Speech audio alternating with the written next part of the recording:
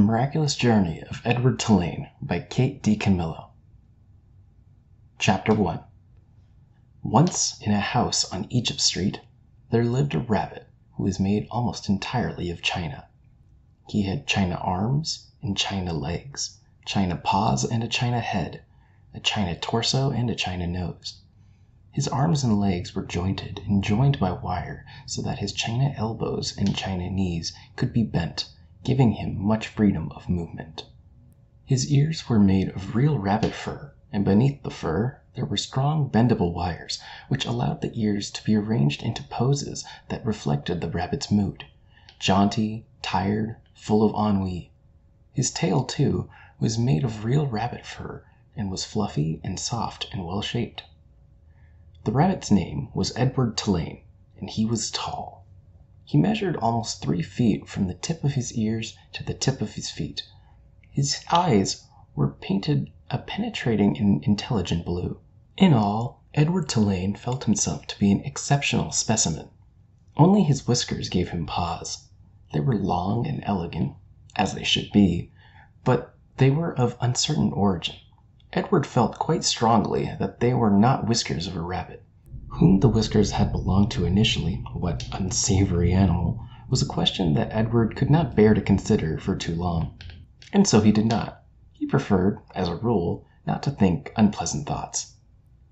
Edward's mistress was a 10-year-old, dark-haired girl named Abilene Tulane, who thought almost as highly of Edward as Edward thought of himself. Each morning after she dressed herself for school, Abilene dressed Edward. The china rabbit was in possession of an extraordinary wardrobe composed of handmade silk suits, custom shoes fashioned from the finest leather and designed specifically for his rabbit feet, and a wide array of hats equipped with holes so that they could easily fit over Edward's large and expressive ears. Each pair of well-cut pants had a small pocket for Edward's gold pocket watch. Abilene wound this watch for him each morning. "Now, Edward," she said to him after she was done winding the watch, "when the big hand is on the 12 and the little hand is on the 3, I will come home to you." She placed Edward on a chair in the dining room and positioned the chair so that Edward was looking out the window and could see the path that led up to the Tulane front door. Abilene balanced this watch on his left leg. She kissed the tips of his ears, and then she left, and Edward spent the day staring out at Egypt Street, listening to the tick of his watch, and waiting.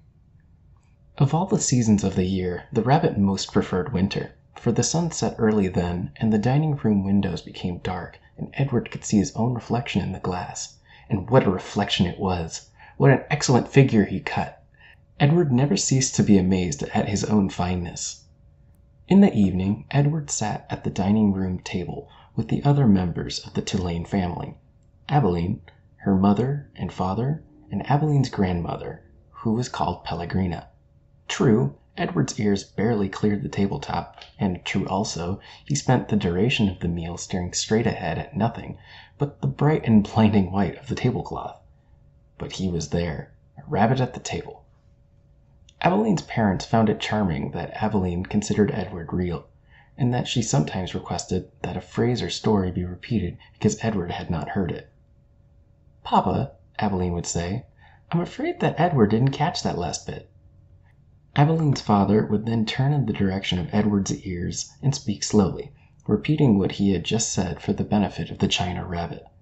Edward pretended, out of curiosity to Abilene, to listen, but, in truth, he was not very interested in what people had to say, and also, he did not care for Abilene's parents and their condescending manner towards him.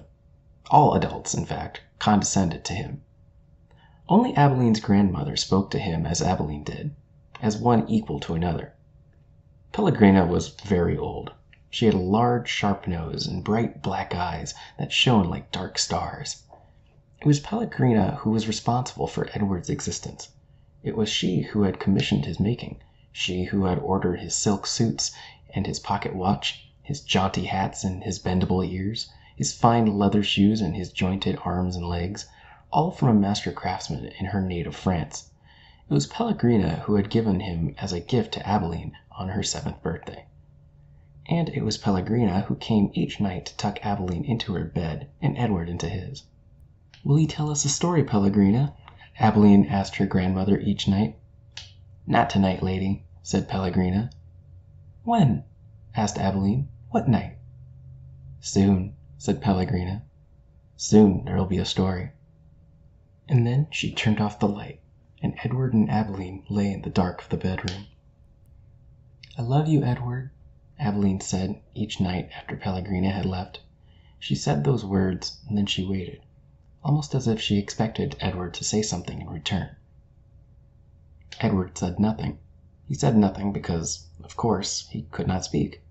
He lay in his small bed next to Aveline's large one. He stared up at the ceiling and listened to the sound of her breath entering and leaving her body, knowing that soon she would be asleep. Because Edward's eyes were painted on, and he could not close them, he was always awake. Sometimes, if Aveline put him into his bed on his side instead of on his back, he could see through the cracks in the curtains and out into the dark night. On clear nights the stars shone, and their pin-prick light comforted Edward in a way that he could not quite understand.